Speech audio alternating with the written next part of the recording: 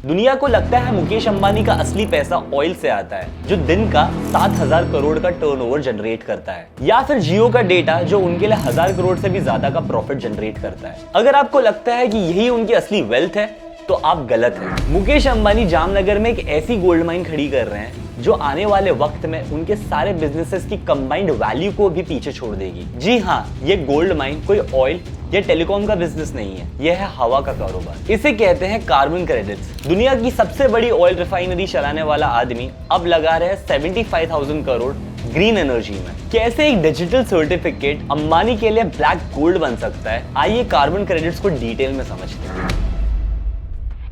सबसे पहले ये समझते हैं कि कार्बन क्रेडिट्स आखिर में है क्या। देखिए, दुनिया भर की सारी गवर्नमेंट्स ने मिलकर एक रूल बनाया है, उसे कहते हैं पोल्यूशन कैप। इसका मतलब है हर कंपनी के लिए एक लिमिट सेट कर दी गई है कि वो कितना पोल्यूशन कर सकते हैं। मान लीजिए गवर्नमेंट ने एक स्टील फैक्ट्री को एक लिमिट दी है कि आप साल में सिर्फ 10,000 टन CO2 निकाल सकते हैं। ये उनकी एक लक्ष्मण रेखा है। इमेजिन कीजिए कि वो स्टील फैक्ट्री ने साल में 12,000 टन CO2 निकाला। अब या तो उन्हें भारी फाइन भरना पड़ेगा या तो मार्केट से 2,000 टन कार्बन क्रेडिट्स खरीदने पड़ेंगे। 1 carbon credit equals to 1 ton of carbon dioxide. अगर यही कंपनी 1 टन CO2 अपने लिमिट से कम जनरेट करती है तो उसके बदले उन्हें मिलता है एक डिजिटल सर्टिफिकेट, यानी कि एक कार्बन क्रेडिट ये कोई आम कागज नहीं है, ये एक करेंसी है जिसे आप मार्केट में उन कंपनीज को बेच सकते हो जिन्होंने अपने लिमिट एक्सीड कर लिया है। अब इस खेल में एंट्री होती है दुनिया की सबसे बड़ी, सबसे पावरफुल, सबसे अमीर इंटरनेशनल कंपनीज की, जैसे कि एप्पल, माइक्रोसॉफ्ट, गूगल, अमेज़न और यहां तक कि शेल जैसी ऑयल जायंट्स। इन सभी मल्टीनेशनल जायंट्स ने पूरे ग्लोबल कंज्यूमर बेस से एक बहुत बड़ा वादा किया है। वादा है एक टारगेट नेट जीरो का,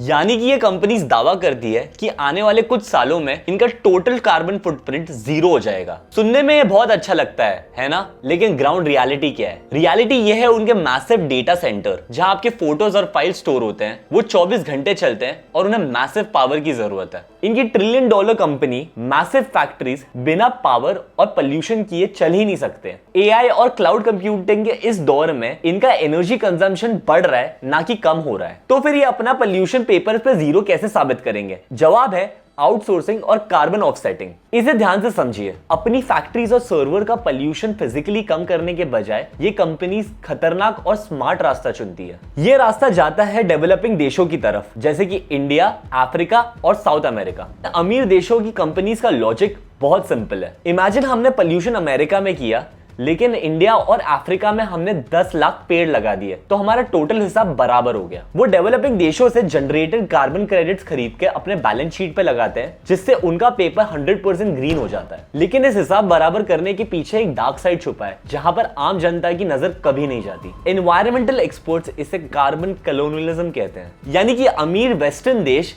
अपना कचरा साफ करने के लिए डेवलपिंग देशों को एक्सप्लॉइट करते हैं। मैं आपको एक एक्चुअल डेटा पॉइंट देता हूं। हाल ही में एक UAE की कंपनी जिसका नाम ब्लू कार्बन है, उसने अफ्रीका के देश जिम्बाब्वे की जमीन में से लगभग 20% कंट्रोल अपने हिस्से में ले लिया है। क्यों? ताकि वो वहां के जंगलों पे अपना बोर्ड लगा सके और वहां से जनरेटेड कार्बन क्रेडिट्स को इंटरनेशनल मार्केट में बेच सके। इस प्रोसेस में वहां के फार्मर्स और आदिवासियों को उनकी पुश्तैनी जमीन से बेदखल कर दिया है। उनकी फूड सिक्योरिटी और लाइवलीहुड आज की तारीख में खतरे में है। ये एनवायरनमेंट बचाना नहीं है, ये साफ हवा के नाम पर नेचर पे कॉर्पोरेट कब्जा करना है। यहां आती है इस पूरे कार्बन क्रेडिट सिस्टम की सबसे संगीन लिमिटेशन और फ्रॉड, जिसके बारे में अब पूरे दुनिया में बवाल मच रहा है। इसे सीधे शब्दों में कहते हैं पे टू पोल्यूट, यानी कि पोल्यूशन करने का एक महंगा और टोटली लीगल लाइसेंस। अमीर कंपनीज पैसा दे के एनवायरनमेंट पोल्यूट करने की आजादी खरीद रही है। अर्थ ठंडा नहीं हो रहा, बस पेपर पे ग्रीन हो रहा है। लेकिन इससे भी बड़ा स्कैम होता है फेक क्रेडिट्स के नाम पर। 2023 में द गार्डियन न्यूज़पेपर और कुछ टॉप इन्वेस्टिगेटिव एजेंसीज ने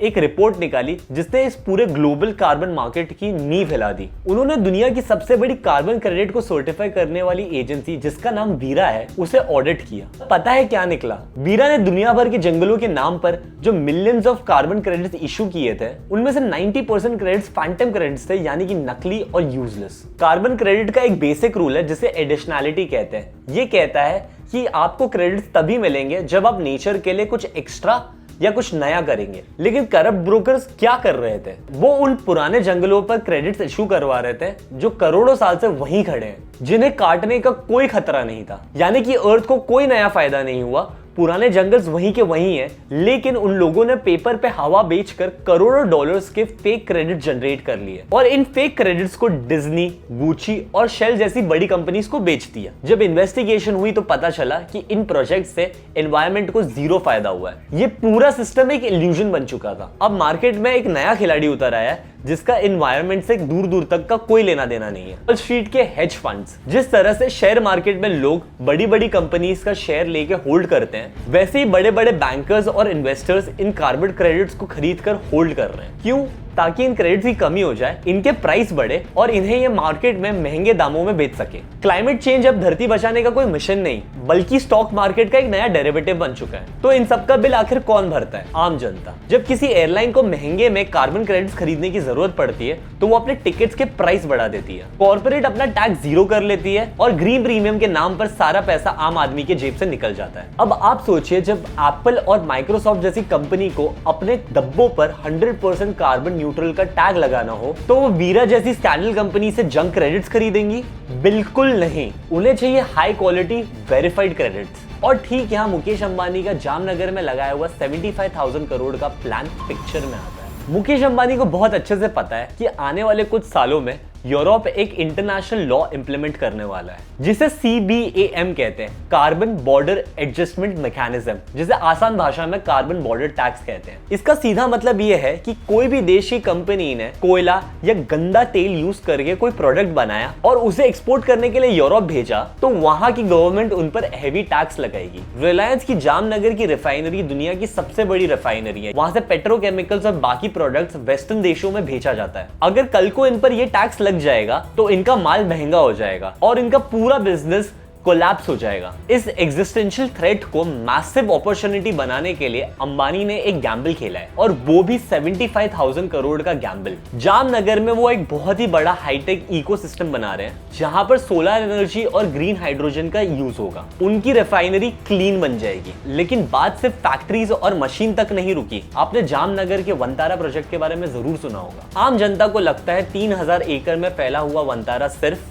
जानवरों से प्यार, रेस्क्यू और चैरिटी का काम है। कॉर्पोरेट और ESG की दुनिया में ये अंबानी का एक बहुत ही स्मार्ट मूव है। एक तरफ जामनगर की फैक्ट्री में ग्रीन हाइड्रोजन बन रहा है और दूसरी तरफ वंतारा जैसा मैसिव ग्रीन फॉरेस्ट एरिया एक कार्बन सिंक की तरह काम कर रहा है। इस कॉम्बिनेशन से रिलायंस को दो बहुत बड़े फायदे हो रहे हैं। पहला, उनकी खुद की रिफाइनरी एक बहुत ही साफ एनर्जी पे चलेगी जिससे वो किसी भी कार्बन बॉर्डर टैक्स से इजीली बच सकते हैं। और दूसरा सबसे बड़ा फायदा, फैक्ट्री के इस ग्रीन शिफ्ट और वंतारा जैसे इकोलॉजिकल प्रोजेक्ट की वजह से रिलायंस हर साल लाखों high quality verified carbon credits generate करती है। कल जाकर एप्पल, अमेज़न जैसी बड़ी कंपनीज को अपनी बैलेंस शीट ग्रीन करनी होगी तो वो वेरीफाइड कंपनीज जैसे रिलायंस के पास आएंगे। बिना ऑयल की एक सिंगल ड्रॉप बेचे अंबानी इन कार्बन क्रेडिट्स को बाहर बेच के बिलियंस ऑफ डॉलर्स जनरेट कर सकते हैं और इस गोल्ड माइन को आम आदमी कभी ट्रैक भी नहीं कर सकता। अगर आपको अभी भी लगता है कि कार्बन क्रेडिट्स बेचने में असली पैसा नहीं है तो आप इलॉन मस्क की टेस्ला का रिकॉर्ड्स उठा के देख लीजिए। एक वक्त था जब टेस्ला अपनी इलेक्ट्रिक कार्स बेचकर